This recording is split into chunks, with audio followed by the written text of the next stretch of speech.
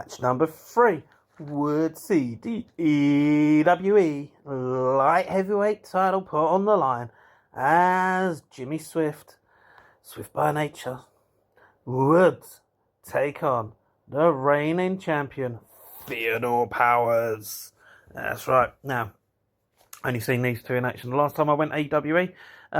Honestly, though, watching Powers come out cocky as anything,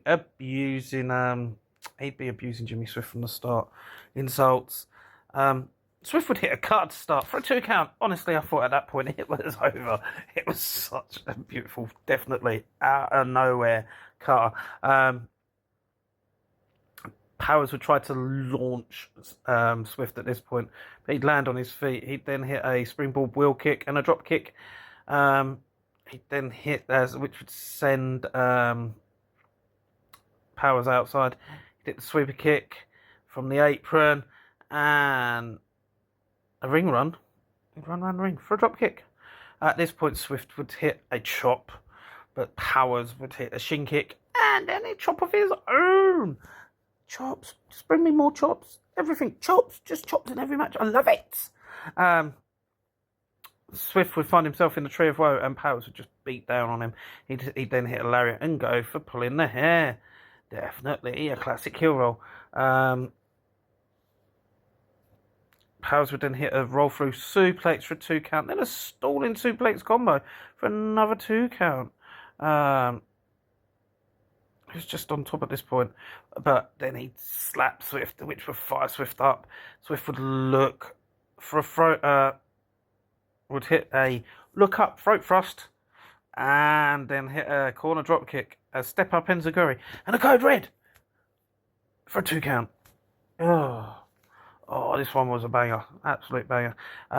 Swift would then start to hit some chops, and then a moonsault into TP's head. To Theodore Powers' head, sorry. Own shorthand, getting myself confused. Into Powers' head for another 2.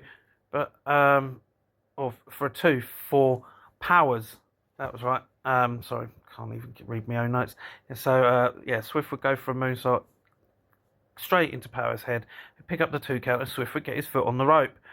Swift would then hit a poison rana, but Powers would manage to roll outside. He'd grab the wet floor sign, hide it away from the ref. Swift would dodge and then dive, but Powers would inadvertently injure the referee.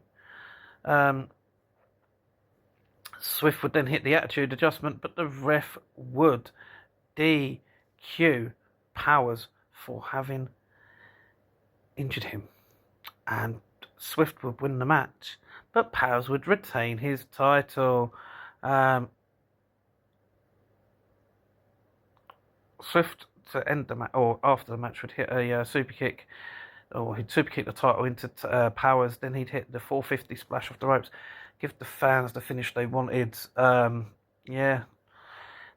this one, folks, surprising ending to this one. Wasn't expecting the referee to DQ, but you retain by any means necessary. You can't hit the opponent, hit the referee, retain your title. What's it matter? Swift put on, Powers, I'm going to stick with Powers because he was the loser.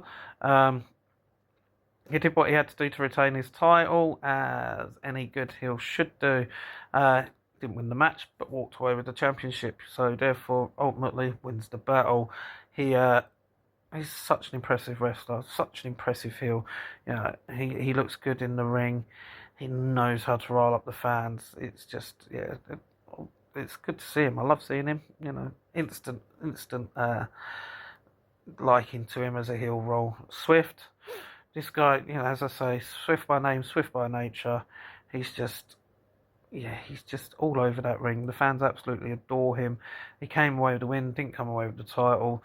One of the most impressive high flyers that I've seen locally, at live locally at a indie event. I just love watching him. He's awe-inspiring, to be fair. The way he moves about that ring and the way that he just gets about, he's just fantastic to watch. These two put on a cracking match. If you get a chance to go see either of them live, I recommend that you do so for yourselves.